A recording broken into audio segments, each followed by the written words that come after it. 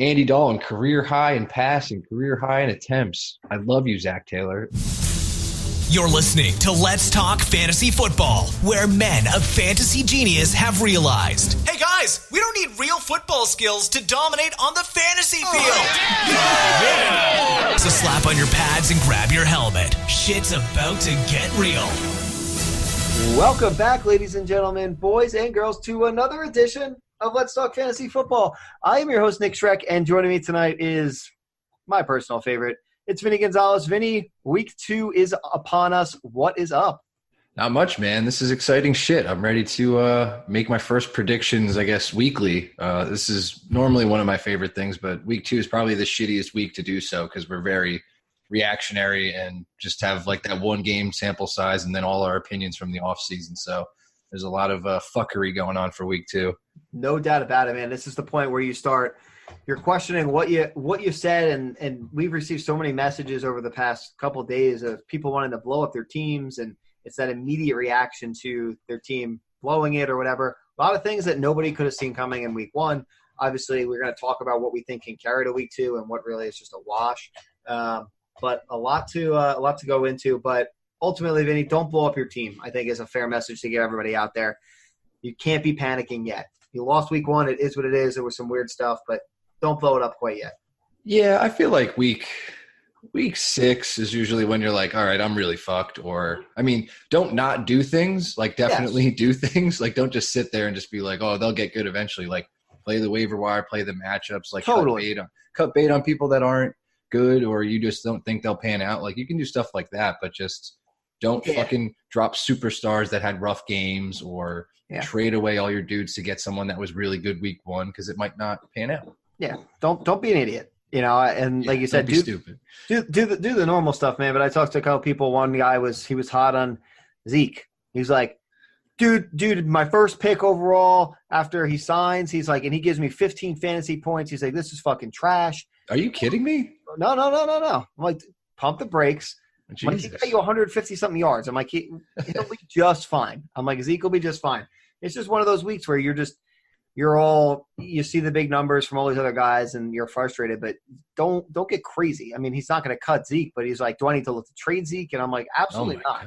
Yeah. So it's out there, like we talk about it and people are like, well, how crazy do people get? And they do. People get insane because they lose week 1. They think it's all downhill, and it might be your team may suck, but you may actually be just fine. Don't panic. Especially in that case, like, what's another good example? Like, Zeke's a bad one because he had a fine game. Like, 15 is fine. Yep. He's not going to have 30 a game. So Devontae Adams, who I think is going to become a big panic guy after week 2 because I don't expect another good week from him. Yeah. So Devontae owners that are not prepared for – he'll be fine, but for what people arguably spent first-round picks on, very quickly could turn into a panic situation where the start of week 3 and you're like, holy shit. I've had 2 bad weeks. Yeah, in the same vein as that, I think Mike Evans is another dude that people are panicking on pretty hard. Came off the sickness, did not do well, and then has a short week and is playing this Thursday. So he could put up 2 bum weeks in a row, and then I feel like he'll be in the same boat as potentially Adams, like you're alluding to. So, 100%, and that list is going to go on, and right. We got a lot of hate for for not making calls, and where we gave advice and we're like, hey, start this guy over that guy, and we told you to not play Lamar Jackson or whatever. And some things are just unpredictable, guys. We give you the best answer we can based on stats, what's most likely going to happen. We are not future tellers, so we are going to miss things. We're going to make great calls as well. Walsh and I were big on the Sammy Watkins thing last week, and obviously we didn't expect the explosion that it was. Right. But again, it panned out, and I know Walsh is super ecstatic about that from a personal perspective. Very much so. But, guys, if you haven't listened to the Week 1 recap, that podcast is also live. Listen to it on iTunes, Anchor, Spotify, wherever you listen. It is there. Vinny and Walsh kind of go in and they talk about Week 1, the guys you can trust, the guys that are fake. You guys did preview Thursday Night Football, correct?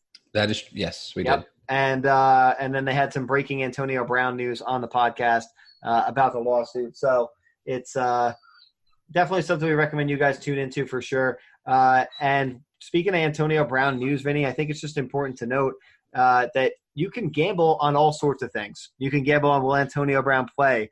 Will he not? Is the league going to step in and suspend him? And our favorite place to do that is with MyBookie, guys. So if you go to MyBookie, you can sign up. It's fast, it's easy, and they pay you when you win. You can bet on Antonio Brown, your favorite team, or some crazy prop bet that I'm sure Vinny has taken at some point in his life. You can match that bet. And guys, use the promo code Let's Talk. Get you a 100% sign up bonus up to $1,000. So we're here to make you guys some money, and hopefully we'll make some money in the process as well. We're going to avoid the Antonio Brown trash, which we're going to talk about in a minute.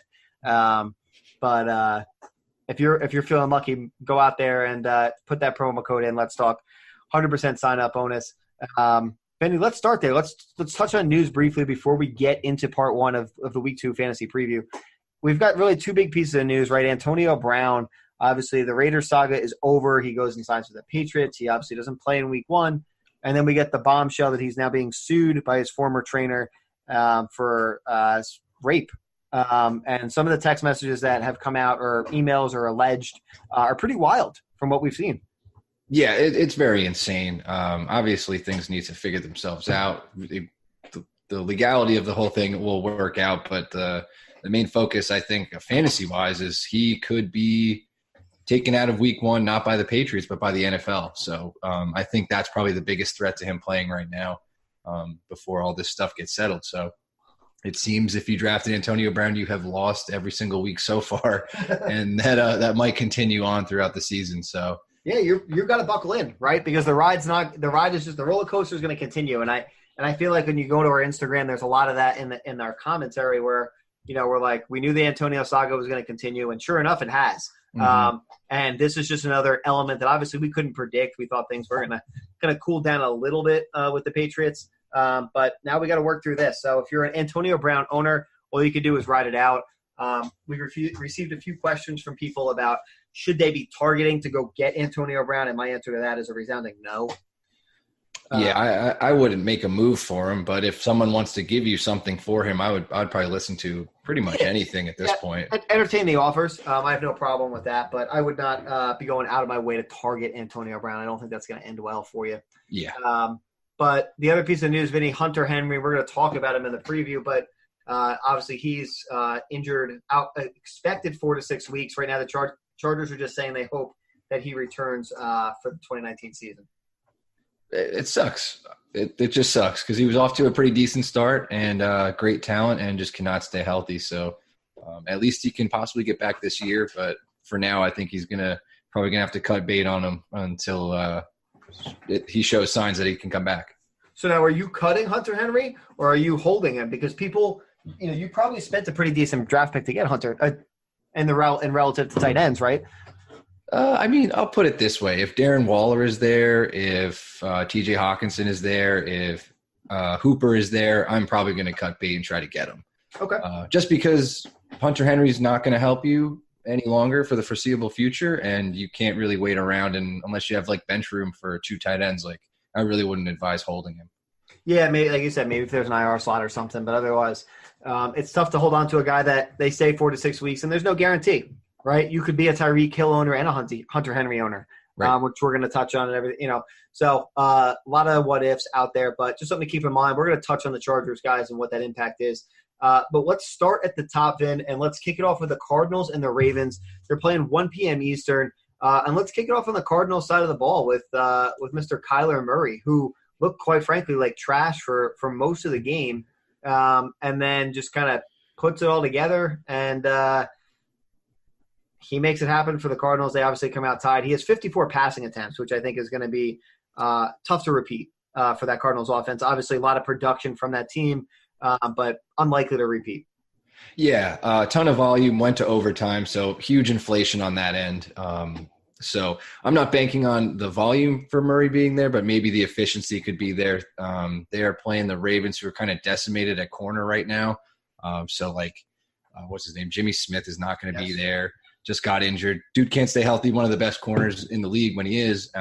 So they're really shot at corner right now, and they can exploit that shit with all their wide receivers. And they run, 3 wide sets a lot. So Fitz and Christian Kirk are going to be running around there. Michael Crabtree expected to be active. I don't think he'll be heavily involved. But I love Fitz and I love Kirk for this. And for that reason, I think it leans on Murray to take care of that. And I like him as, I guess, a stream. I don't know if he's floating around like that in most leagues, but if you have him, I think this is a decent matchup. It doesn't look great on paper just because the Ravens defense is – they're the Ravens. Right, exactly. So, but I think when you look at what's going on with the Ravens defense actually in their secondary is just – it looks good for Kyler Murray. Yeah, well, and everybody right now is wrapped up in the big week the Ravens had, right? Lamar Jackson, the Ravens, they're gold. This is it. They figured it out. So it's easy to also get caught up in that hype. But I agree, it's a good opportunity here. The offense did seem to click. So hopefully we get good Kyler that we saw at the end of that game versus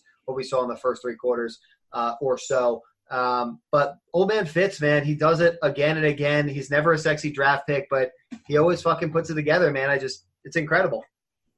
Yeah, very impressed. Like me and Walsh were saying, like he was making some of his early career plays. And then I pointed out, like very early on in the season, Fitz is pretty money all around the field and then kind of runs out halfway through. So like I said yesterday on that podcast, I think eventually it will slow down for Fitz, but that's just the natural progression of like being how old he is. And this offense is going to be like on the field a ton. So I think fatigue sets in, but I would ride him early in the season while you can. And this would be a great matchup to do so. 100%. I'm with you on Christian Kirk as well. Great opportunity. Caught 4 of the 12 targets there, obviously, in the week 1 tie. But 12 targets to him last week. Obviously a great sign. We see the passing attempts come down a little bit, but that's fine. Crabtree, like you said, active and non-factor, at least for fantasy. Maybe he helps the team. But fantasy football, I think, those are the only 2 receivers you care about. David Johnson, you own him. You're starting him, unquestioned. He's a running back 1. Ravens are good. You don't have a better option.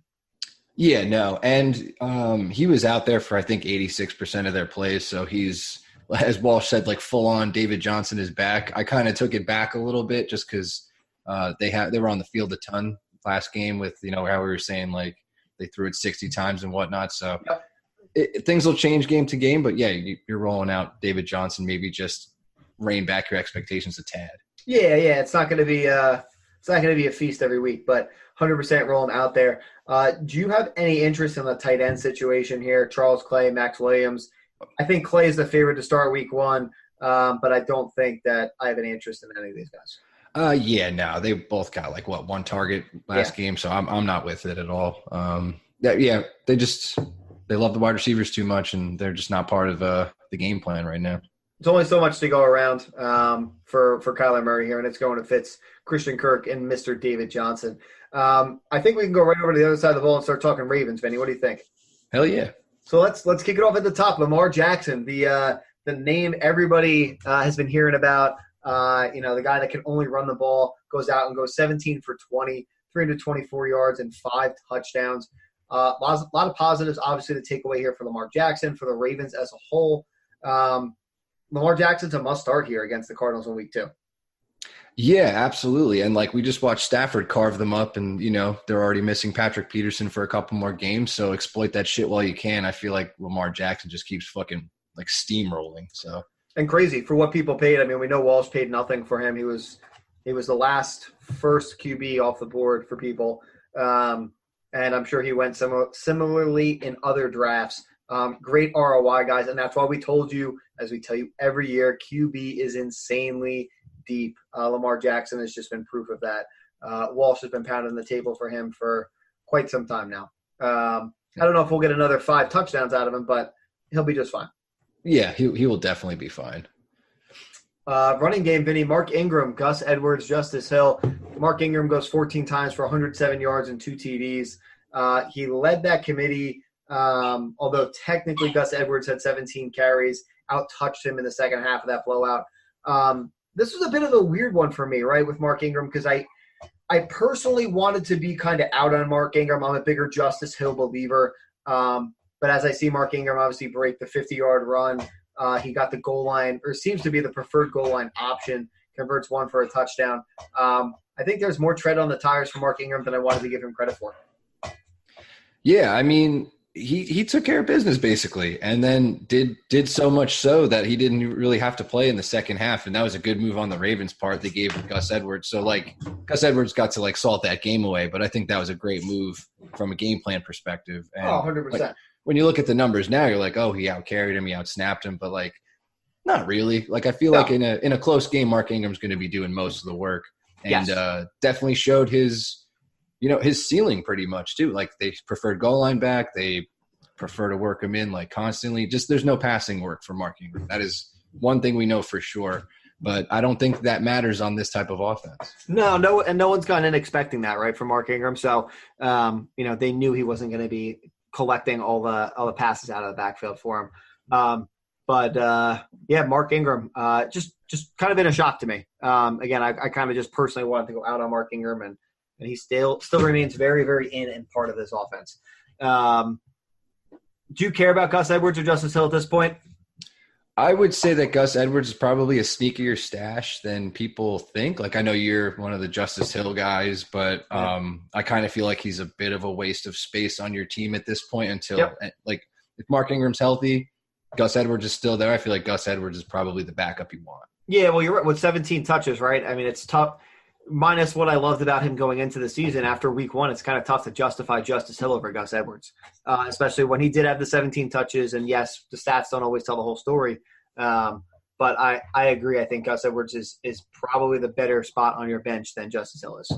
Yeah, and I don't necessarily think you need to make a move for him at all. But it's just something I don't know if you're so inclined. If you're in the market and you want one of the Ravens backups. It's Gus Edwards. Vinny, wide receivers, Hollywood Brown decides to go off and electrify NFL fans and fantasy football owners, and probably upset a lot as he was probably on a lot of benches.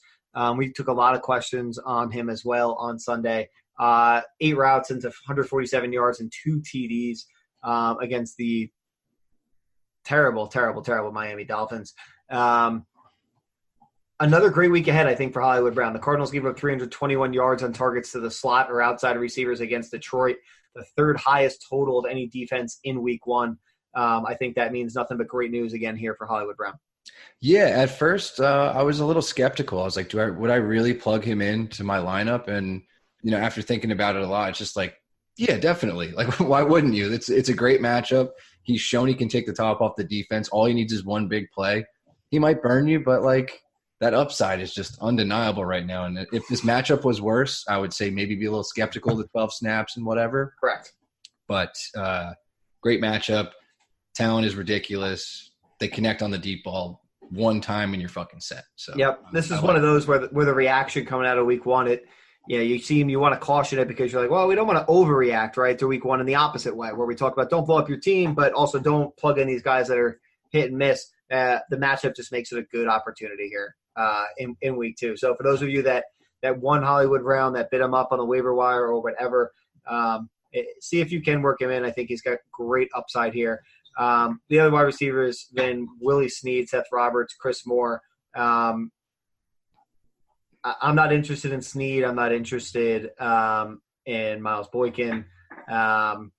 He got his touchdown, but it was the only target of the game. Yeah, I'm out on the rest of those guys. Target share is basically 0 for all of them, so it's not great, and I wouldn't want to be banking on some random touchdown in this game. So yeah, and again, Lamar Jackson, great and efficient, right? But only 20 passes, right? So there's only so many to actually go around. The interesting one here, Vin, is the tight end situation, right? Because you got Nick Boyle, Mark Andrews, Hayden Hurst combo. Andrews catches 8 passes for 108 yards and a touchdown. Hayden Hurst takes 3 catches for 41 yards. But obviously Andrews is the number one. Is there enough volume there for you to roll him out against the Cardinals? It's tough because the snap share is pretty bad, but his target share was great. Yeah. So I will probably roll him out just because I feel like if it's shallow at tight end, I feel like if you drafted Mark Andrews, played him week one, and you have him, I'd probably keep rolling him. if I had someone like Hunter Henry, I would probably be dropping him for Mark Andrews to play him this week. 100%. You've got, like you said, with Lamar Jackson, I don't think you need to spin the wheel. I'd rather play Mark Andrews than spin the wheel. Tight end does not look great out there. A lot of roll of the dice, so to speak. That's it, I think, on game one. Vin, do you have anything else? No. I mean, yeah, that's it. That's it for me. Let's pick them. I'm going to take the Baltimore Ravens. I am too, but I think it's closer than this gigantic spread would imply. I feel like the Cardinals probably keep it close. 100%. Spread's coming in at 13.5. Yeah, it was almost 2 touchdowns. I think I saw 14.5 to start the week too. Yeah, I think it did come down a little bit, but still 13.5 is a whoo. It's a lot. That's a lot of points. But all right, we'll sweep it through on the Ravens, and we'll move right on, Vin, to the Chargers and the Lions, 1 p.m. Eastern game. And let's start at the top with the Chargers. We'll start at fan favorite here on the podcast, really except for me, Phillip Rivers. Our boy Phillip goes out there. He's a QB2 here. But he goes out 25 of 34 for 333 yards, 3 touchdowns, and a pick. That offensive line does not look great, man. A lot of dump-offs, a lot of quick passes. And I think those stay the keys to success for Phillip Rivers in this offense. Yeah, and I think that's honestly great when you're going up against I thought the Lions defense would be a lot better than they were, but their front is still very good and stacked. So I feel like they will do the same sort of game plan, dump offs to Eckler, short passes to Keenan Allen. What does suck is Mike Williams is pretty banged up. So yes. Obviously it's looking like he won't play. So think of, I guess Rivers takes a hit in that aspect. And obviously you can't play Williams if you have him. But they still have Travis Benjamin that could fill in, possibly hit a deep ball. Obviously, the Hunter Henry thing is a big miss, too. So I think Rivers is sort of, like you said, on QB2 range. But going against the Lions, I think they could probably pass for a ton. They took a lot of hits this week. I agree. The injuries are there, but the volume will be there as well. I mean, the biggest beneficiary of all this right here, I think, is Austin Eckler. Mm-hmm. Right? He feasted last week. Out-touched Justin Jackson 18-7. He had 7 targets, which was second on the team to Keenan Allen. So, the opportunities there. And like you said, you have the Mike Williams, who's not going to play. Chargers coach Anthony Lynn said he's absolutely concerned about his availability with his knee. Basically, he's probably not going to play. They signed a wide receiver to the team to kind of fill that role. So you have no confidence in even Travis Benjamin, right? He could play well, he could not, but You're not rolling him out there in your lineup. It's the Keenan Allen, the Austin Eckler show from a fantasy football perspective, and I think that's it. Hunter Henry with the injury is obviously out, and I really don't think there's a ton else to it. Yeah, no, well said, dude. I think that's pretty much it. Keenan's going to eat, Eckler's going to eat, and that's basically it. It's a shame.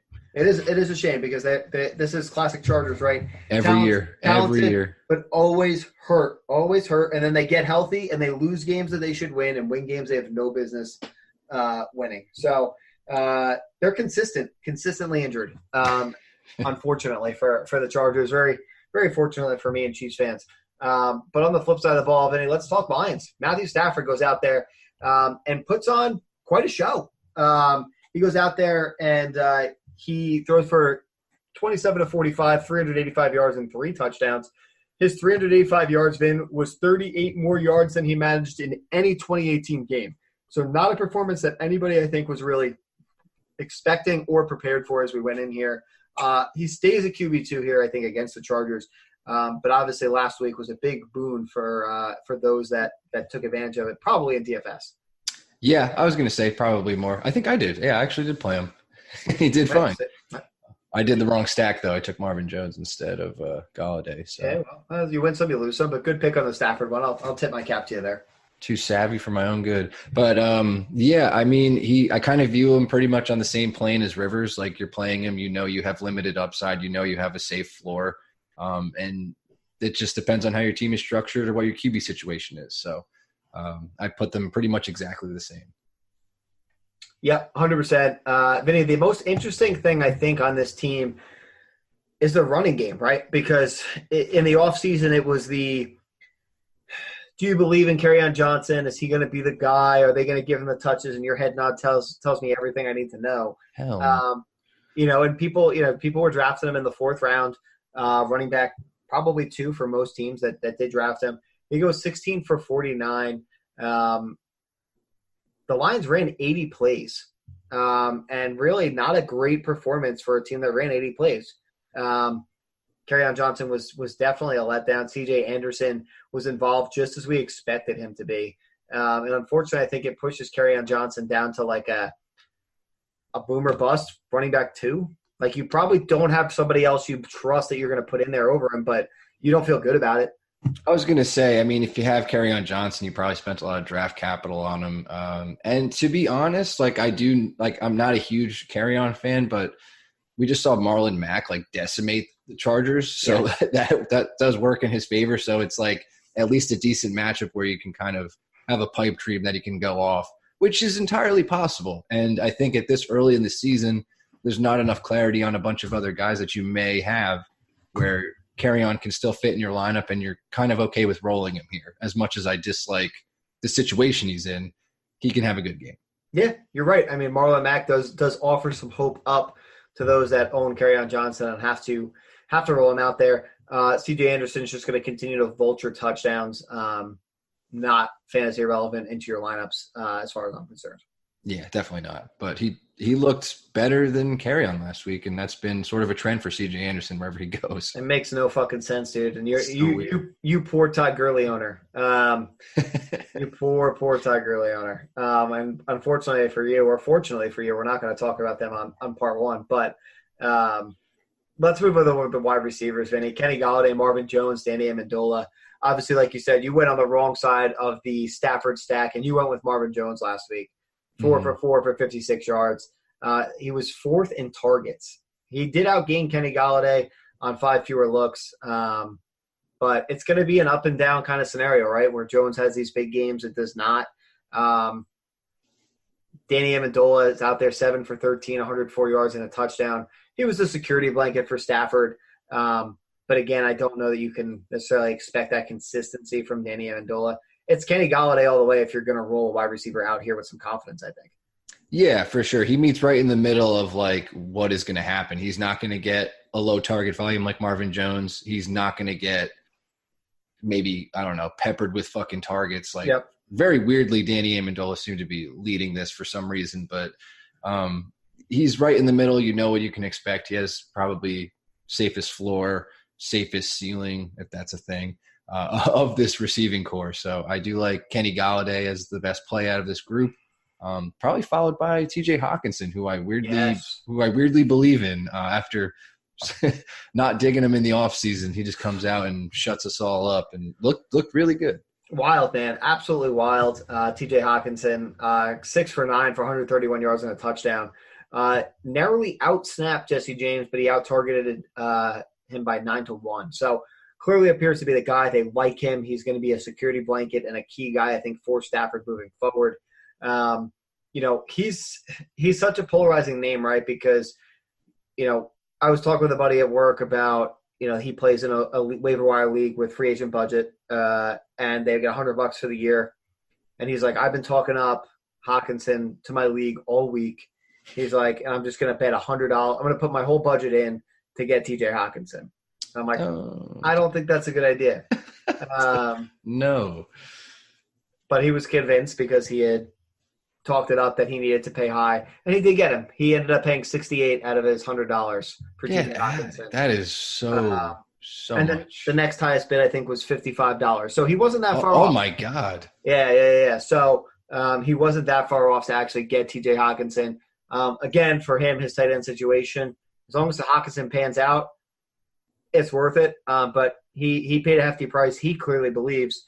And it appears the Lions do. We're only 1 week through. So I hope next week when I talk to him that I have just as good news that week 2 went as well as week 1 did for him. Yeah. Only thing I will point out, matchup might not be terrific. The Chargers were, pretty tough on Jack Doyle and Eric Ebron, but Ebron kind of bobbled a touchdown. So I guess Hawkinson could have red zone, upside here, but maybe might not have a great game. But if you're picking up TJ Hawkinson, you might be in for the long haul and just kind of rolling him out every week from here on out because we've seen his upside. You're telling me there's a chance. Right. Exactly. You're telling me there's a chance he gets a touchdown. If our boy Ebron can bobble a touchdown, there's no reason Hawkinson can't hold on. Yes, the sure-handed Ebron always. Yeah, it's rare, man. He doesn't drop a lot of balls, but it does happen to the best of us. It's true. All right, Vinny, let's pick this game. I'm gonna take the Chargers. Me too. I thought you were gonna go Lions to be a dick, but I'm not betting against Phillip. I thought about it. I really did, but I think Austin Eckler, Keenan Allen, I think they just eat with Phillip Rivers here. As much as I love Hawkinson, I just don't think they have enough to get it done. So we're gonna sweep it through. We're 2 for 2, and we're moving on. Then Colts versus Titans, 1 p.m. Eastern start. We'll kick it off on the Colts side of the ball, who came out ready to play, post Andrew Luck retirement. They were here to play some football. Jacoby Brissett leads the team, goes 21 for 27, 190 yards and 2 touchdowns. Again, great option for the Colts. Do you think he's a streaming option this week? Because I've seen that thrown out there. That's a little ballsy. I really wouldn't. After seeing what the Titans defense, who was probably very underrated by a lot of us throughout the offseason, seeing what they did to the Browns offense was pretty wild considering the amount of talent they have. I would not be rolling out Brissett here. I think he's very serviceable. I think the game will be interesting, but I don't think a good fantasy game is in the cards for him this week. Better real-life QB than a fantasy QB. Very much so.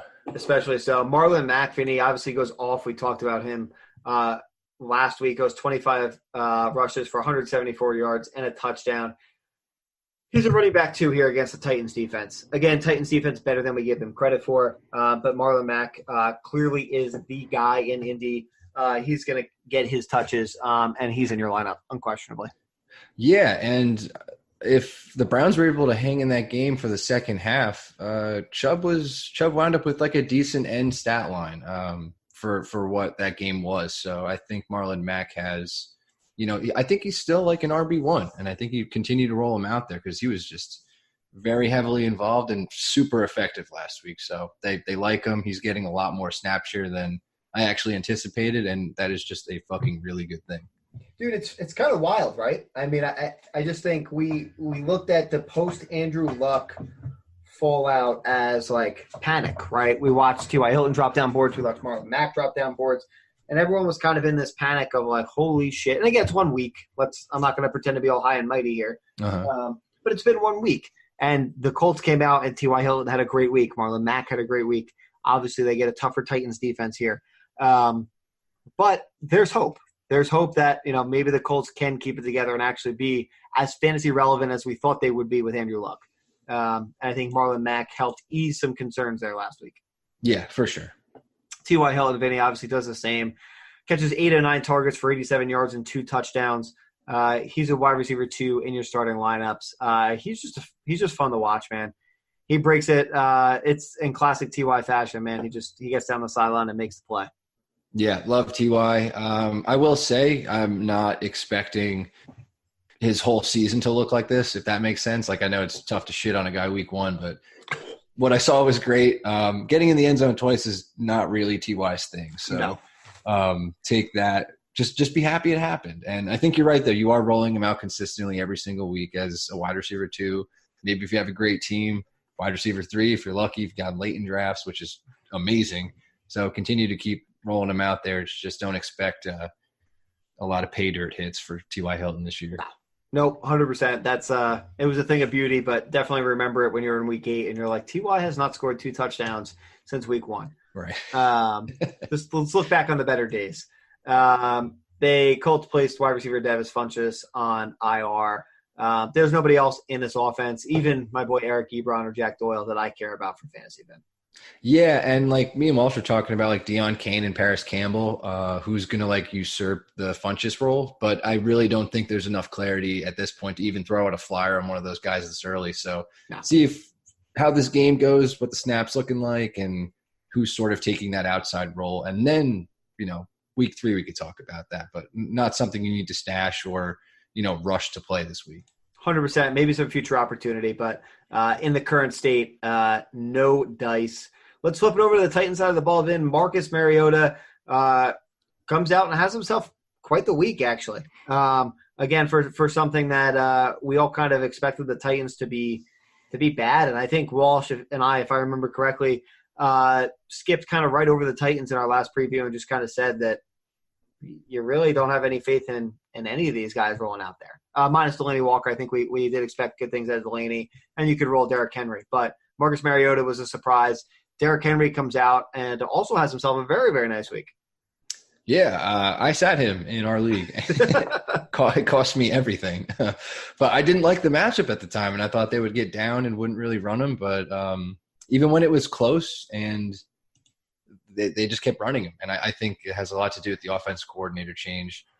So I love what they're doing with Derrick Henry. I think I'm sort of buying into – I wasn't even a huge Derrick Henry fan in the offseason. Wound up with a lot of them in drafts. But just kind of the way the draft fell, right? Because I felt like when you put his sticker on the board in our league, you were just kind of like, yeah. Yeah, I was like, this is good depth for my running backs. And then he winds up, putting up a 30-fucking-point game. I just totally missed the boat. But it's looking like they want to get him involved, at least in that 16 to 18 touch zone. And if you get Derrick Henry going, he's a fucking monster. Unquestioned. We watched it happen, last year. And when he's in his groove, he's in his fucking groove.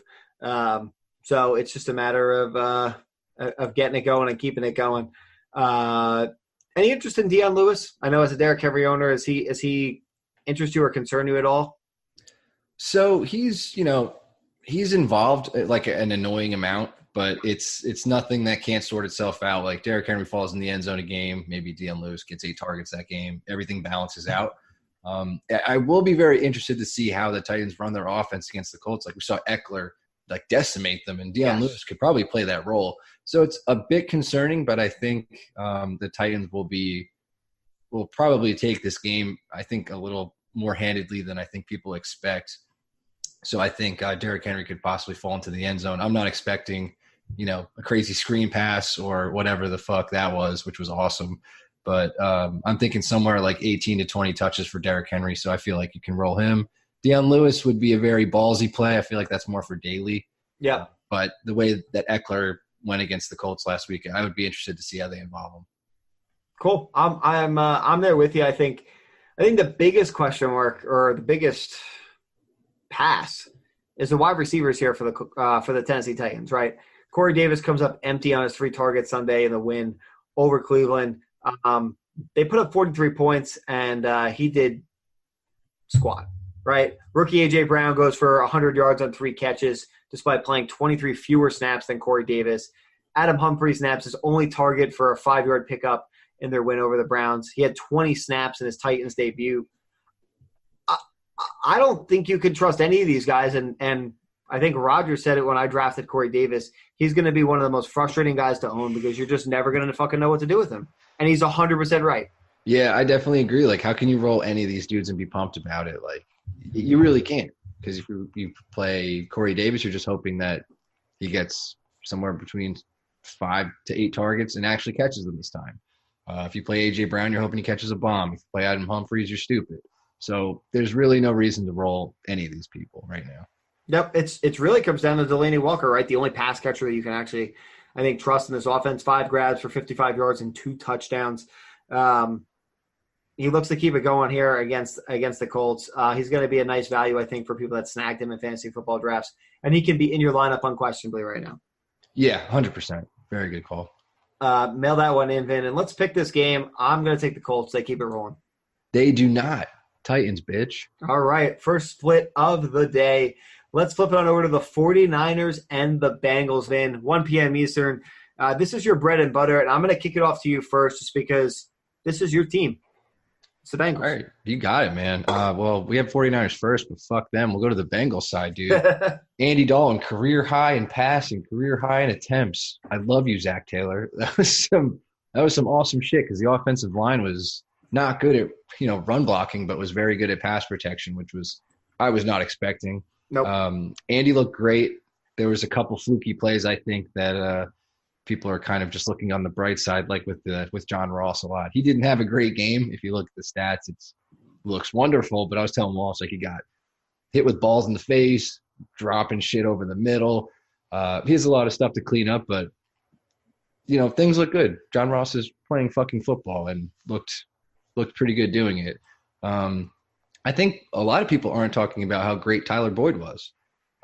Like getting his normal 10 targets, getting it done over the middle. I feel like he's a great value this week. Keep playing him as he would. Don't be too worried about the John Ross stuff. And, Joe Mixon was okay, got banged up, and I'm not sure if he's going to play. Yep. And me and Walsh discussed at length, like, do you add Gio, do you not? I think it's a safe bet if you can sneak him on your team and you have room to play him, like, realistically in your flex or running back too, I would add Gio just in case because he becomes like an immediate plug and play and will do great for you. Oh, 100%. If Joe Mixon does not go, which, let's be honest, I mean, with an ankle injury, they're probably better off resting, not rolling Joe Mixon, putting Gio in there, getting Mixon fucking healthy, especially with the Bengals coming out and looking very un-Bengals-like for what I expected to start the season. So maybe there's a little something else there, maybe a little spark. I don't know. But I think 100% if Mixon does not go, Giovanni Bernard's a running back too. Get him in your lineup where you can. Yeah, definitely. Which is quite the conversation, really, about the Bengals, Vinny. It's not where I expected to be in week 2 talking about them, but was a very nice performance here in week 1. I know things didn't work out, but it was close. Basically what my fandom of has devolved into is just like, man, I just hope they put up a fight. And they did. And they had a chance to win, and it just didn't work out. And I was just happy that, dude, they made the Seahawks look bad. Yes, they did, which is surprising. Yeah, their defense played really well. Offensive line kept, its shit together for the most part. But I really enjoyed seeing what they can do, and I'm fucking loving Zach Taylor right now. Vinny, Tyler Eifert, 5 of 6 for 27 yards. Good to see him back out there, but he stays a tight end too. Right? There's no. Yeah, as the season rolls on, perhaps he becomes like more appealing, gets healthier, gets more involved, and then if he's playing a good matchup, something like that. But other than that, we'll let him fade off into Bengals glory, at least for now. Do you have anything else on the Bengals before we flip it over to those shitty San Francisco 49ers? No, we can flip it. All right, let's flip it, and we'll start at the top in Jimmy G. I'm just trying to pull up his stats here. I didn't have them written in, unfortunately. He played like shit. Well, I know he played like shit. I was looking for the actual numbers on his performance. 18 of 27 for 166 yards, 1 touchdown, 1 pick. In a win over the Bucs, which is just sad. Mm-hmm. He's non-relevant for fantasy football owners. Yeah, I would not play him. Going from the West Coast to the East over here to play the Bengals defense, who was way better than I could have anticipated. So they looked too spotty and not put together for me to warrant like a stream for Jimmy this week. 110%. Vin, running back situation has gotten interesting very quickly, right? Tevin Coleman diagnosed with a high ankle sprain. He's going to miss a few games at a minimum. You're talking 2 to 6, really, if he sits out and actually gets healthy. So our boy Matt Breida takes over the role for the Niners. You may see some other touches here, but I think really the only one I'm interested in at this point is Matt Breida. As we go into this matchup, 15 carries for 37 yards. Probably a low RB2. I can agree with that, yeah. And probably I just like Kyle Shanahan freaks me the fuck out. He's so loose cannon with the way Well, no question. They could talk all week about getting Matt Breida involved, and then Raheem Mostert takes like 20 carries. So that's besides the point. Looking at it on the surface and the information that we have, Matt Breida should be the safest play and the one that you're most likely comfortable doing. 110%, Vin. I'm with you. The wide receivers is I think extremely interesting here because Dante Pettis, I owned a lot of him in daily, and just what a fucking disappointment, dude. Sad is the only way to put this here on Dante Pettis. So this is where my fuck Kyle Shanahan stuff continues because Dante Pettis logs 2 full practices before the game. And then he's just he's all fucked up. His calf hurts, his groin hurts. It's like the dude fucking logged full practice with you. What are you talking about? What did he miss on Tuesday and Wednesday that you're not telling him? And then he gets 1 snap then he says, like, that's my bad. I should have involved him more. It's like, you probably should have, dude. Yeah, you fucking blew it, man. You had one shot and you fucking blew it. Now he's making statements like, hopefully he continues to earn more time out there. What? Yeah, I don't get that shit. He's the most talented dude you have, was great at the end of the season. I don't know if we're just seeing through a different lens, but holy shit, Shanahan. Like, get your shit together. Stop running these crazy sets with every wide receiver besides Pettis and throwing it into the dirt. Like, it was crazy. The Niners are bad. They did not look good at all. They're bad, man. And the panic, I think, can be very real if you are, for some reason, heavily invested. I'm in the Niners. Marquise Goodwin, 1 of 3 for 7 yards. He is irrelevant for fantasy. Deebo Samuel goes 3 for 3 for 17 yards. Also, again, irrelevant. George Kittle, 8 of 10 for 54 yards. He should have had 2 touchdowns, both negated by offensive penalties. He's really the only one you care about from a receiving standpoint for fantasy owners. Yeah, Kittle looked amazing. Definitely looking like he's going to return that value from that third-round pick that I was totally bashing all offseason. He looks like the only dude they care about in the passing game so far. So George Kittle till the end, it would appear. It's hard to care about anybody else, if we're being honest. Yeah. It's trash all around. Jimmy G's, I guess, got to throw to somebody, and the other guys are too busy running into each other. So yeah, or not on the field. Yeah, you're supposed to be out there, man. I'll get out there next time. Maybe I'll earn some playing time. Let's pick it. I've spent enough time on the trash 49ers. I'm taking the Bengals. Hell yeah. Go Bengals. Let's sweep that on through, Vinny, as we head into our halfway point.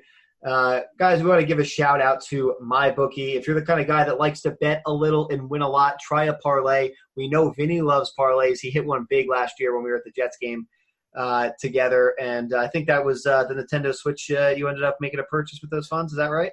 I was going to, but then I got it for Christmas, which was great. So it's a win-win. He won some money, and he still got the Nintendo Switch.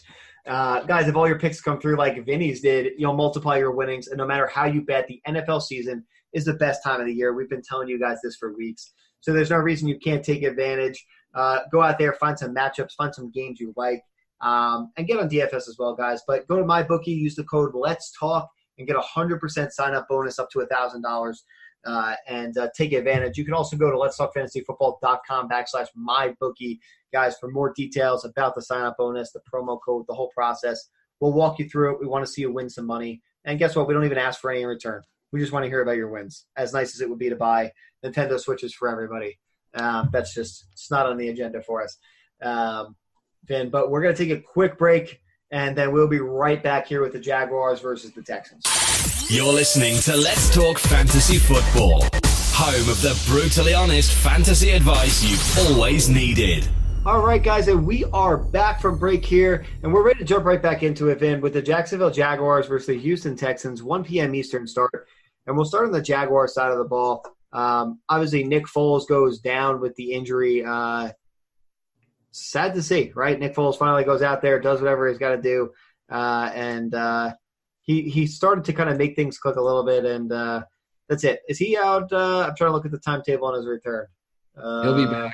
8 weeks? 8 weeks, right? Yeah, he's on the IR designated to return, so I'm not sure if they have a bye week 9, but I think he'll be back week 9 or 10. Okay, yeah, it says, hey, cost a minimum of 8 weeks, which whatever, get him healthy, which obviously throws 6th-round pick Washington State product Gardner Minshew into the mix here as a Jaguars starter. They did just acquire Josh Dobbs from the Pittsburgh Steelers, but all indications here are that it is Minshew's show. Obviously, from a fantasy perspective, despite the cool name, not a guy we're rolling out there. Cool name, cool look. I like Gardner, but I need to see it again. he was pretty good in relief. Me and Walsh talked about it too. Going up against the Chiefs' pretty soft defense is probably best case scenario for your debut. Good way to get acclimated to the NFL. There's no question about it. So very fortunate there for Gardner Minshew. 22 of 25, 88% completion. Pretty remarkable to say the least. But then Leonard Fournette, 13 rushes for 66 yards, 4 receptions for 28 yards. He loses his first fumble of his career following a reception. I'm seeing here the 4 grab performance is just a 5th of Fournette's career. So he looked to be moving well. He stays a running back one, and hopefully he can keep adding those receptions there for fantasy owners. Yeah, I mean, it looks like they want to get him involved in the passing game. He's pretty much their most reliable asset on the offense, so they are going to need to run him and get him involved in the passing game. So I like – it may not look very bright right now, but I feel like Fournette is still going to be totally fine for you. No question about it. The wide receiver game, or the wide receiver core, I should say, is a bit of a disaster right now, right? Because Chris Conley goes 6 of 7 for 97 yards and a touchdown. His touchdown came from Minshew, which is sweet. His name is always fun to say. But I feel like it's, at least right now, it's tough to predict any kind of consistency to come out of Chris Conley. Obviously had a nice game. But I think you could say the same thing as you look at D.D. Westbrook, 5 of 6 for 30 yards, right? He supposedly had that connection with Nick Foles. He obviously becomes way more uncertain. A wide receiver 3, maybe even a wide receiver 4 as you get down there. Marquise Lee was not targeted at all. I just think you have to avoid all those pass catchers going into week 2. Yeah, I mean, I share the same sentiment. It's just like I feel like you want to see this shake out for a week. Like I think you can afford to sit D.D. Westbrook or, I don't think anyone was playing Chark or Connolly this week. So I feel like you can find other plays outside of D.D. Westbrook, at least for this week, just to see how like this team reacclimates itself without Foles. And just, take a breather and see what they can do. If he shows chemistry with Conley again, Conley becomes like a very interesting ad. You can add him. You can add him now as a suspect one. Yep. Yeah. Yeah. You can speculate. Same thing on Shark. Again, 4 for 4 of 146 in the touchdown. Obviously, I didn't mention him there as I ran down the wide receivers, but something to watch, right? Because someone could very easily become a plug and play guy for you. We just don't know who it's going to be, right? What does Minshew kind of develop that relationship with? And you can't count on any of it at the moment, unfortunately. So that's it on the Jag side of the ball. It's really Leonard Fournette or bust. Yeah, at least for now. For now, into week 2. Vinny, on the flip side of the ball, we'll go right over to the Houston Texans. Kick it off with Deshaun Watson, who he looks great, man, but he just gets the shit kicked out of him every fucking game. Yeah, I was holding my breath, dude. He took some shots. The one where the rushing touchdown he had where he jumped onto his back. Yes. That was rough. Yeah, he's very fun to watch, but if they do not shore up that offensive line, he is going to die. Dude, 6 sacks to the league high 62 in 2018. He's still a QB1, but you're worried. You're holding your breath. Feels very Cam Newton-esque, right? Where you're just like, oh, fuck, this could be it. This hit could be it. Yeah. And obviously we hope that's not the case because we do like the Texans. We do like Deshaun. But unfortunately, there's a chance it could go that way. Vinny, the running game, not quite how we drew it up. Duke Johnson, Carlos Hyde. Carlos Hyde seems to be their preferred back, which is just fucking sad. Yeah, he started and looked better, and they actually both got the job done, which was just fucking shocking. So, the Jaguars got smacked week 1, but it was by the Chiefs. It was. They still have a good defense, as undisciplined as it may be and as reckless as it may be. It could be a tough outing for those two. And honestly, I think that line is going to have a lot of trouble. So I'm very, very nervous about this game. Yeah, I'm not ruling either of them out with confidence in a situation where we've already watched Deshaun Watson get smacked. And the Jaguars' defense, like you said, is still very good. So I think they're going to get there. The pressure's going to be there, and they're going to force him to get rid of that ball quick, or he's going to go down with the piggy in his hands. Oh, yeah. No question about it. Then from a wide receiver standpoint, you're looking at DeAndre Hopkins, stud. All right, you own him, you're starting him. It's unquestioned. We really don't have to waste our breath. He's just good. Great.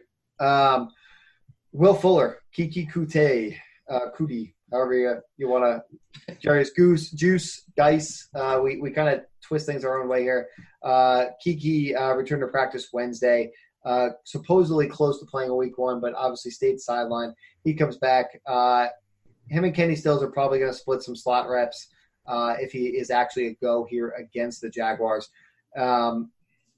Texan coach Bill O'Brien says that Kenny Stills' role is going to grow moving forward. I'm not quite sure what that means, right? Because with Kiki returning, something's got to give. They're going to have too many guys with good talent to actually make that happen. So I'm more wait and see here on the Kenny Stills thing. And Will Fuller was the textbook Will Fuller we all know and love. Big play guy. Yep. Dude, that guy is amazing. He does what he does, and he does it well. So super fun to watch, but 2 targets for 69 yards is just like, you're like, shit, I'm going to get a fucking 0 from Will Fuller. And that's like, oh, just kidding. Yeah, I mean, it's also another case where it's like if Watson lays it out there like a foot longer, he could be going for a 90-yard touchdown. So no question. I like him as sort of flex or boom or bust wide receiver 3. So I'm with you. I actually think he's super interesting because we watched Sammy Watkins get behind this defense, kind of make some plays and go big for the touchdowns, right? Like you said, he puts it out. Deshaun puts the ball out there a little long. There's no reason Will Fuller can't be that guy that goes off here against the Jaguars defense. Yeah, that's true. A thing to remember from last week is Miles Jack got ejected, so that probably led to a lot of the success that Watkins had. Not to take anything away from that at all, but probably won't be the case this game. Yeah, don't talk smack about the Chiefs, man. I just don't appreciate it. Yeah, sorry about the win. Yeah, real sorry about the win. There's no other fantasy relevant guys here for me on the Houston Texans. That would wrap it up for me as well. All right, dude, let's pick it. I'm gonna take the Houston Texans. Same. Also, Texans D, probably a good play if they're going up against Minshew. Even though they didn't look fantastic, but guess what? Jaguars are not the Saints. No, they're not. And with Minshew, we wish him the best and hope the best for him. Again, guys, we play the stats and the opportunity that we see in front of us. So let's move on to the next game, Vin. We got the Vikings versus the Packers, 1 p.m. Eastern. A bit of a mixed bag between the two teams, right? Because we watched the Packers-Bear game go just pretty poorly Thursday Night Football. The Vikings seem to put it together. Kirk Cousins only goes 8 for 10 for 98 yards and a touchdown. Fortunately for me, that touchdown pass went to Thielen through the air. But they went run heavy with the offense with Gary Kubiak there. Not quite a shock to anybody, but they hit the Packers this week. I have no interest in rolling Kirk Cousins out there in fantasy. Yep, I would not do that either. And I'm still I need one more week or two to see if the Packers defense is like for real, because they obviously went up against a very bad Mitch Trubisky and looked great, but I need to see it once again to believe it. 100%. The Vikings, I think, are going to be fine here. Definitely a more fantasy-friendly game, or at least from the Vikings side of the ball. I still think they're going to put up some points. Thielen, let's start with the wide receivers because I said Thielen already. Thielen goes 3 for 3 for 43 yards and a touchdown. I guess on 10 targets, that's pretty good, right? Or on 10 passes all day. 30% of the targets is a nice little target share. You own him, you're still rolling him out there, no question. Stephon Diggs, 2 for 2 for 37. Same shit. You own him, he's in your lineup. Yeah. Cousins is probably going to have to pass a little bit more this game. So I would imagine that they probably see, somewhere between 6 and 10 targets each. And that's pretty much what you're used to. You're not going to run it with Dalvin Cook every single game. It's not going to game plan that way perfectly like against the Falcons. So we will see a whole bunch of different shit. Like you said, you're rolling those guys out there anyway, and it's not a big deal. Same with Dalvin Cook, right? You own him, you're playing him. Why wouldn't you? 21 rushes for 111 yards and 2 touchdowns. My God. Huge week. There was a lot of excitement here for anyone that was a Dalvin Cook owner or a Dalvin Cook believer as we went into the season. Obviously, a little bit tougher matchup here with the Packers, and we'll see if they're the real deal, but he's in your lineup unquestioned. Absolutely. Vinny, if you were playing Kyle Rudolph, I think you can effectively drop him from your team and spin the fucking wheel. Yeah, it was weird. He played every snap and just not targeted, not looked at. Very interesting, but, I think that experiment's kind of over.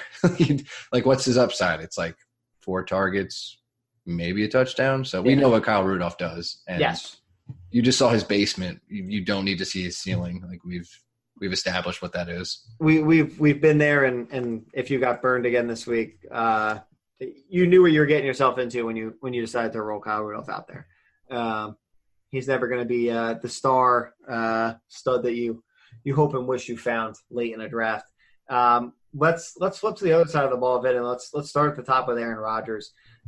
He goes 18 of 30 for 203 yards and a touchdown, 3 carries for 8 yards in their win over the Bears. Just a disappointing game, obviously, on Thursday Night Football. I think he bounces back here. Still not a great matchup, but I don't know if you own Aaron Rodgers, are you playing the wire or are you playing him? I'm a bit scared. I mean, it sounds like you own the stack of Rodgers and Adams in our league, and I would assume from what you're saying now, you are going to roll. I am. I'm going to roll Aaron Rodgers and Devontae Adams, and I don't feel great about it. Yeah, I don't know. I don't feel great about Rodgers. I feel pretty good about Adams just because he's had like pretty good success against Xavier Rhodes and the Vikings in general.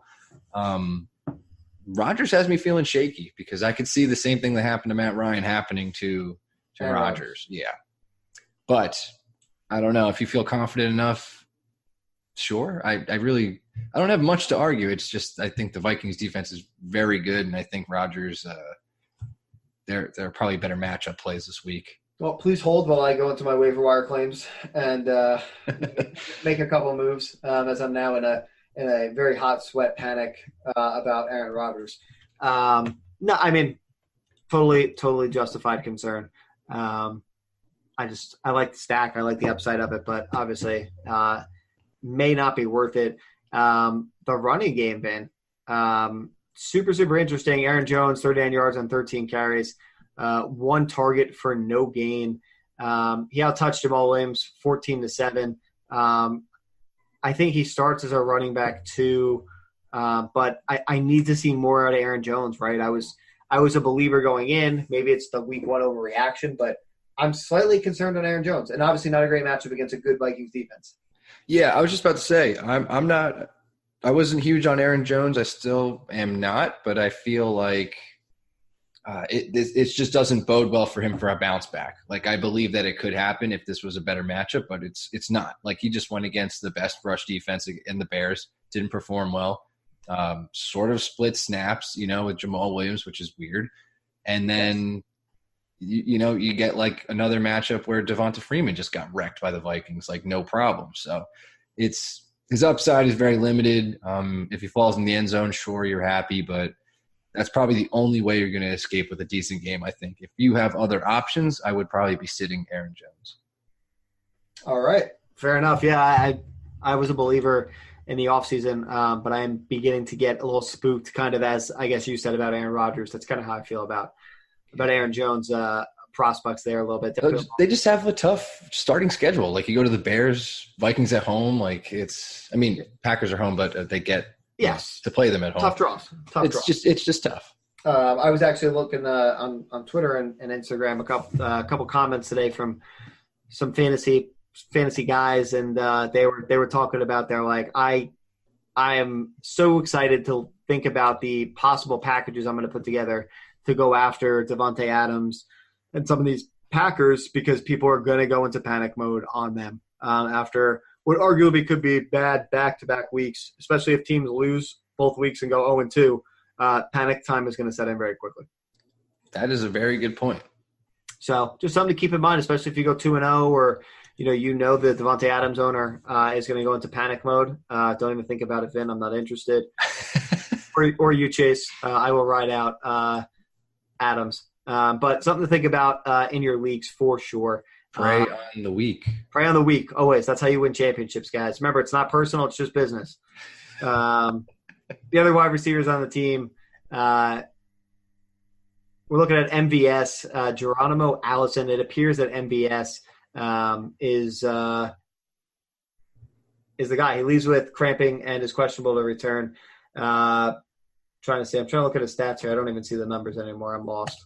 Well, he had 6 targets. That's it. And that, heavily outweighed Allison's 0. So, he got 1. Still, MVS seems to be the one that they prefer. Could that switch week to week? Sure. Probably, sure. But right now, if I'm the MVS owner, I'm happy. If I'm the Allison owner, I could feel like a lot of people might drop him, but maybe he's worth the hold. Yeah, I would probably hold on to him at least another week if you can. Like you said, that could change very easily, but a little bit panicked. Definitely a little bit panicked if you are the Allison owner. Then Jimmy Graham limited in practice with his finger on Wednesday. He was a surprise here for me. Jimmy Graham decides to look like not the Jimmy Graham of old, but 6 targets, 3 receptions for 30 yards and a touchdown. I think he could be much more involved here than we originally gave him credit for. Yeah, I think so too. And, last week we saw Hooper kind of get rolling against the Vikings defense towards the end of the game. So I feel like if you're going to attack the Vikings, it could possibly go Graham's way a lot more than we think. And if his 6 targets hold up, like getting 6 targets in this game could wind up with a similar stat line or even a little better. Yep. Totally agree. I think he's a good spin of the wheel there to end up on Jimmy Graham. Definitely some opportunities for sure. As far as the Packers and Vikings go, Vin, I'm ready to pick them. Me too. I'm going with the Vikings, man. I am too. I think the Packers fall. They're going 1-1. We're going to sweep that on through and go right over to the Dallas Cowboys versus the Washington Redskins, 1 p.m. Eastern. The Redskins, who looked good for a very little bit. I spoke with Ed very briefly, who predicted the Redskins collapse exactly as it happened. Yep, he was telling me the same shit. He's just like, this is classic. It's coming. It's going to happen. Because I think I texted, they were up, 17-19-0, whatever it was. And I'm like, dude, what is going on with your Washington Redskins? And he's like, don't, just wait. Just wait. He's like, it's coming. And literally, I think Deshaun Jackson broke it for the long touchdown, and then it was all downhill from there. So he's like, here it is. It's just like I said, man, it's going downhill. Ed was kind of like, it was fine because I expected to come in here and just get destroyed and lose this game. But to get built up with just a tiny little bit of hope and then just get the rug pulled out from under you, it's just fucking sad. Yep. So Redskins fans continue to suffer. But let's start on the Dallas Cowboys side of the ball, Vin. Dak Prescott, supposedly nearing a contract extension, not relevant for fantasy football owners, but Dak appears to get paid after Zeke got his money. He goes 25-32, 405 yards, 4 TDs, and 0 interceptions in the win over the Giants. A perfect 158.3 passer rating is the best of his career. So he looked like a stud, and he's poised for a great game here against the Washington Redskins in week 2. Yeah, they looked like a well-oiled machine. Dak was attacking. Everybody looked fucking phenomenal. I feel like that continues in this game, and I'm pretty comfortable playing most of the Cowboys starters, like Gallup, Cooper. Maybe not fuck with the tight ends, but Dak for sure. Yep, Zeke, obviously. Zeke is a go, of course. That's probably where I stand. I mean, you're rolling all Cowboys, great matchup. Cowboys defense a go. Redskins will probably have a tough time. 100%. Fantasy points for everyone. And we talked about Zeke at the start of the show where people are foolishly being angry about 150 yards and no touchdowns. He's going to be just fine. That is ridiculous to me, dude.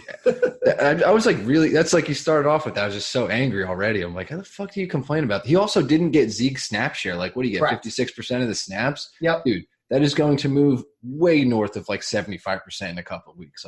Fucking relax. No fucking question about it. You're going to be just fine. So if you're in fucking worry or panic mode there, you're just a fool. Let's talk about the Redskins. Ed's team, and very bad team at that. Ed, I'm sorry. Case Keenum, 30 for 45, 380 yards and 3 touchdowns. Not quite the performance we expected out of Case Keenum, but nonetheless, he makes it happen. He's not relevant here in week 2. Yeah, he's not.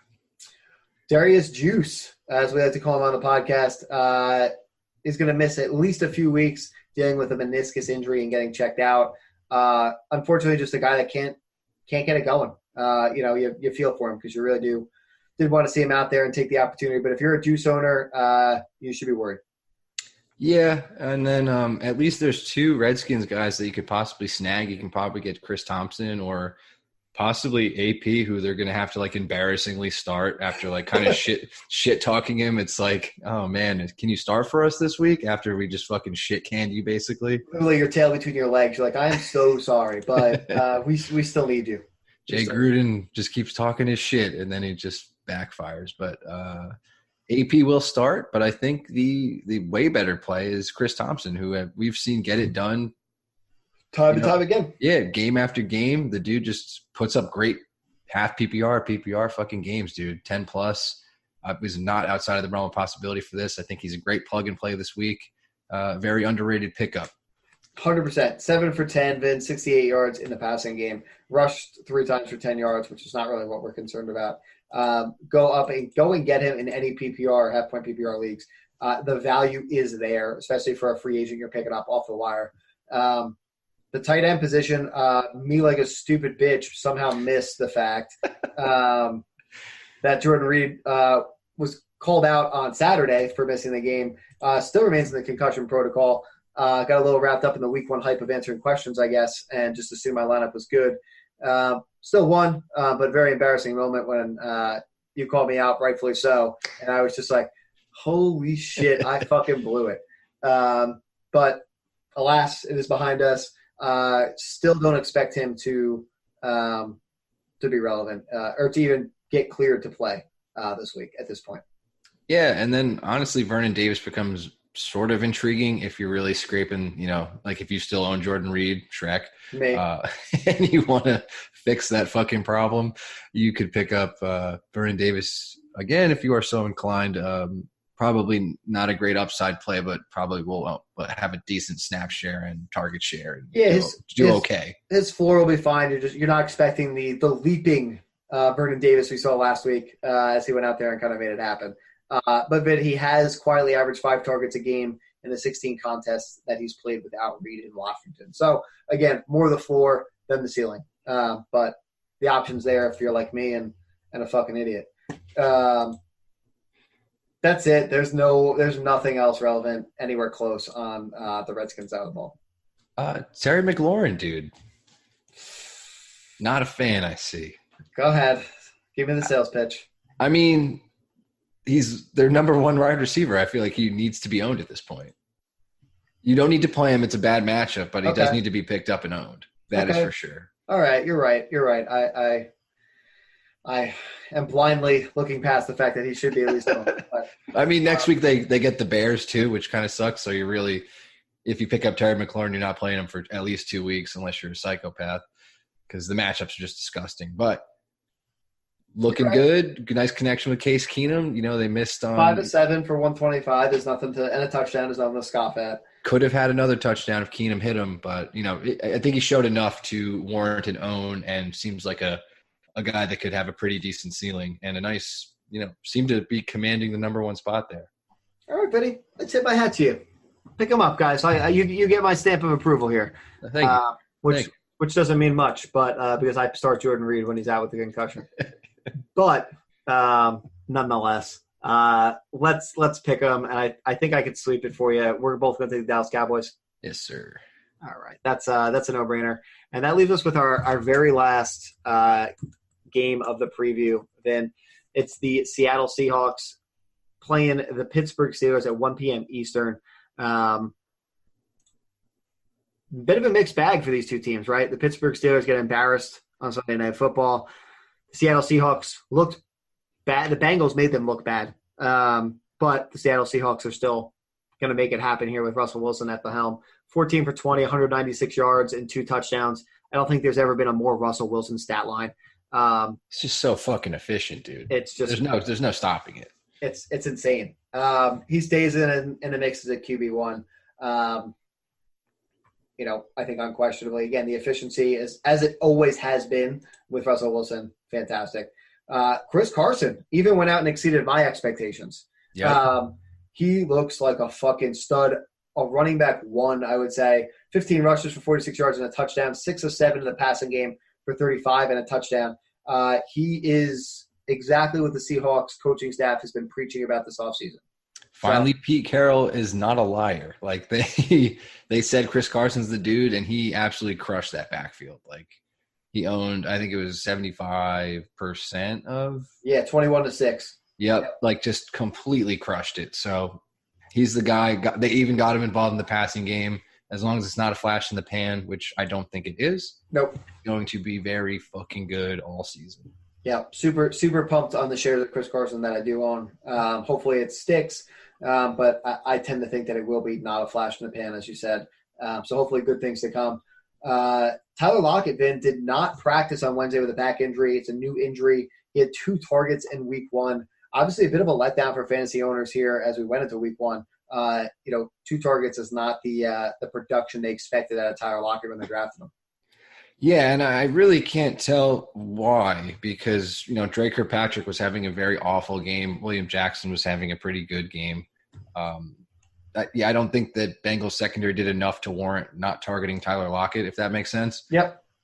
So very surprising. Of course, he fucking hits like the game-winning, game-sealing touchdown out of nowhere, which was the savior of his fantasy day. Yes, salvaged it. And to be honest, that's what Tyler Lockett was doing all last year. So maybe we were wrong in the sense that he gets more targets, but that could easily flip week to week. Very true. And hey, if this is the case and he goes 2 for 44 every week with a touchdown, you're still fucking happy. Right. You don't give a shit. You just got a tight butthole until the last play of the game. But other wide receivers, Vin, DK goes 4 of 6 for 89 yards in the win over the Bengals. Actually looked pretty good. But you look great.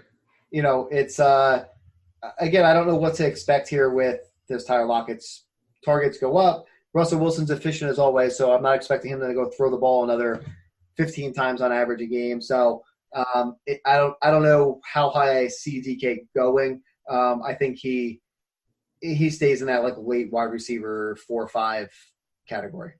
Yeah, he might have had more targets than – I'm going to compare it to like A.J. Brown's game, the old Miss dudes. But he could easily,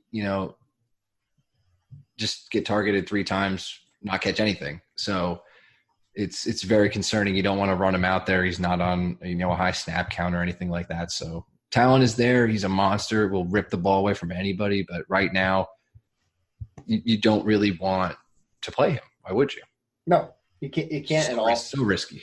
Totally risky. Wide receiver David Moore was limited in Wednesday's practice. Pete Carroll says that he's expected to miss the net. Well, last week he said he was going to miss 2 games, so you would assume that again means he's going to miss this game as well.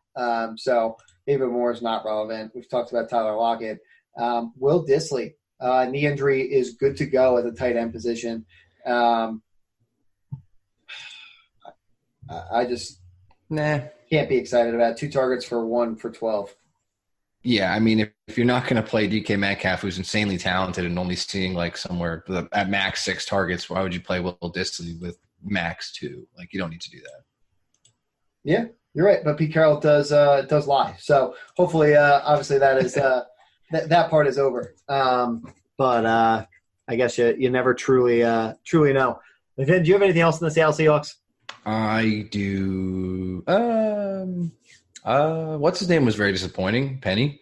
Penny was very disappointing. But he had the 6 touches compared to the 21. I don't know if they just liked what they saw from Chris Carson or he's finally what they had hoped he would be. I don't know.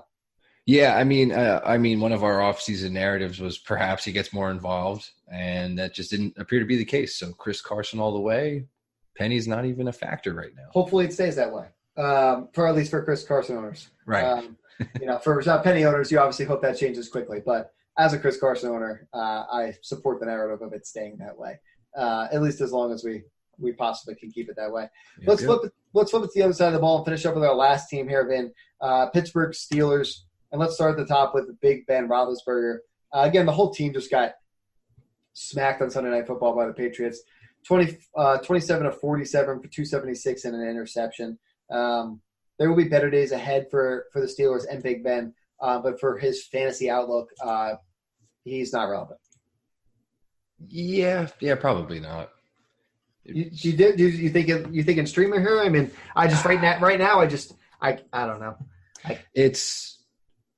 He's definitely not going to play as bad as he did last week, but I'm not. Home. Yeah, that's another thing. I'm not exactly jumping at the chance to play him, but I do think he will perform a lot better. Okay, I agree. I agree with the bounce back and the splits at home and on the road for Big Ben are just there. You can't ignore them, right? The numbers consistently show how different it is.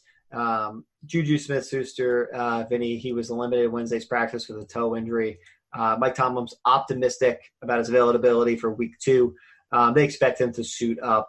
But big week ahead if he plays. He's a wide receiver 1. The Seattle secondary just got smacked by Andy Dalton. And so I expect the same here for Juju if he goes. Very, very nice week. Yeah, Seahawks don't have a good secondary. I forget who I got into an argument with. I think it's probably somebody at work. I'm just being an asshole. I'm just like, they do not have a good secondary.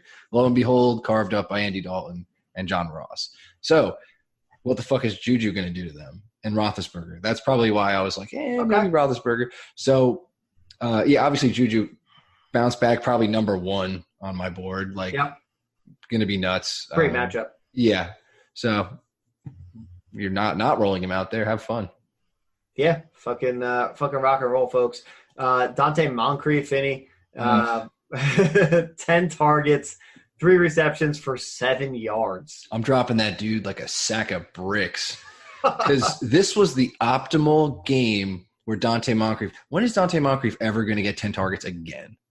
This is it. His life's over. That's it. This is it. And he did nothing, dude. A couple drops, drop touchdowns, bad routes, just looked not good. So but again, you could argue the narrative on the other side, right? The Seattle Seahawks secondary is trash. But again, Dante Moncrief is not getting 10 targets, right? I mean, yes, I agree. He is also trash, which is you can't trust him. But right, yeah. We could be on here next week, and he could go 4 targets for 4 receptions with 110 yards and a touchdown. Maybe I don't expect it. I don't either. It is the secondary and the matchup. Yeah. James Washington, 6 targets, 2 receptions, 51 yards. He had a 45-yard catch. You can't trust him for shit. Right. You can trust him less than Dante Moncrief, which is saying a lot. Right. That's insane. Vinny, for the running game, obviously James Conner did we talk James Conner already? No, nope. We skipped over when we went right to Juju. I'm getting myself all out of whack. He was limited in practice Wednesday with an illness. He should be fine Sunday when they play the Seahawks. But we'll obviously see. He went 10 carries for 21 yards, caught 4 balls for 44 yards against the Patriots. He didn't lose a ton of work to Jalen Samuels. He only had 3 touches on the ground. You can't be optimistic, I don't think, about a bounce back here, right? They held the Bengals to 34 rushing yards on the ground. I think it's another tough sledding week here for Conner. I disagree. Okay. The Bengals run like blocking is dog shit. Like they do not do that well.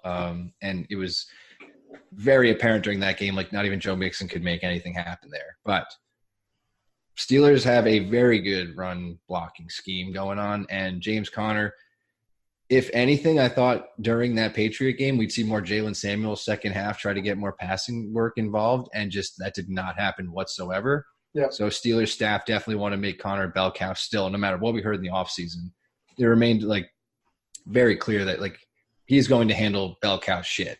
And he took 82% of the backfield touches in a blowout to New England. Yes.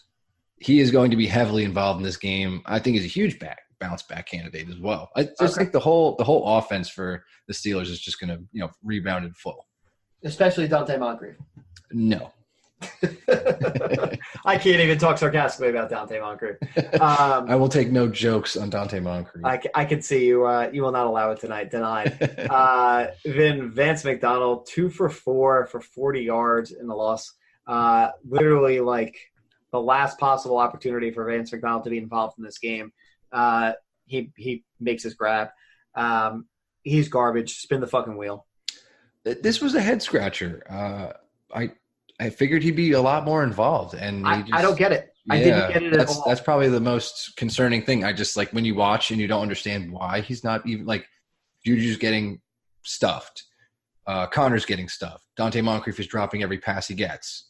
Why would you not put Vance McDonald in and get some plays to him? There's a reason everybody liked him going into the draft, right? Where you could get him late. It was kind of like the last guy before you were totally rolling the fucking dice. Exactly. And it's just, I don't know how you trust him going into this week, right? After he caught 2 balls for fucking trash.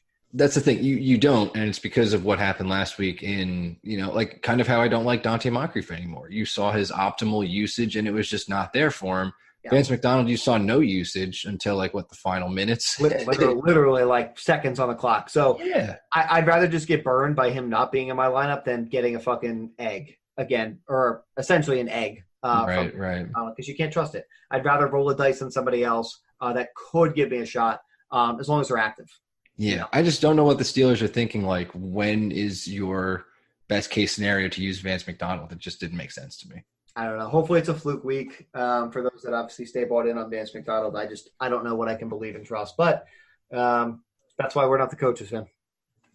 Yep, that's true. So let's pick them. I'm taking the Seahawks. I'm going to go Steelers. All right. Our second split of the night. And then with that, that's going to wrap up the part one of the week 2 fantasy preview. Part 2 is going to be coming up this weekend, guys. So listen in, go back and listen to the recap from week 1 with Vinny and Wallace. They talk about the Thursday night game as well to kind of prep you guys there. We're going to be taking questions on Instagram, Facebook, the whole thing, and we'll get our responses out as quick as we can to you guys. But just be reasonable in what your requests are, guys, because the amount of people who are screaming at us at 2:00 on Sunday, then turn around at 4:00 when the game's over, and they're like, you know what, Deshaun Jackson actually was a good play after I told you he was a trash recommendation. So just be mindful that we're giving you statistically what we think the odds are going to play, and we can take it. But it's funny seeing you guys bounce back and forth from being like, you suck, to, you know what, you guys actually maybe aren't so bad. And you know what you get with Deshaun Jackson. So and us. So buckle in. It's going to be a bumpy fucking ride, guys. But Vinny, do you have anything else for the people? Nah, man. Stay fucking focused. Play your best players. Go with your gut, as Don hasn't been on in quite some time. So just need to make sure that's out there for everybody. Follow. Yeah, we might say something to you and you don't believe us. You don't have to listen to us. No, it's just our opinion. Remember, when you guys get answers from us, it comes from multiple different people giving answers. Sometimes it's not going to be the one you want. So with a shout out to the DON there, trust the gut, and don't panic, blow up your teams yet, guys. Next week, maybe a different story. But until then, guys, I am Nick Schreck. He is Vinny Gonzalez. We are with Let's Talk Fantasy Football. We will catch you on the flip side. This has been Let's Talk Fantasy Football. Thanks for listening.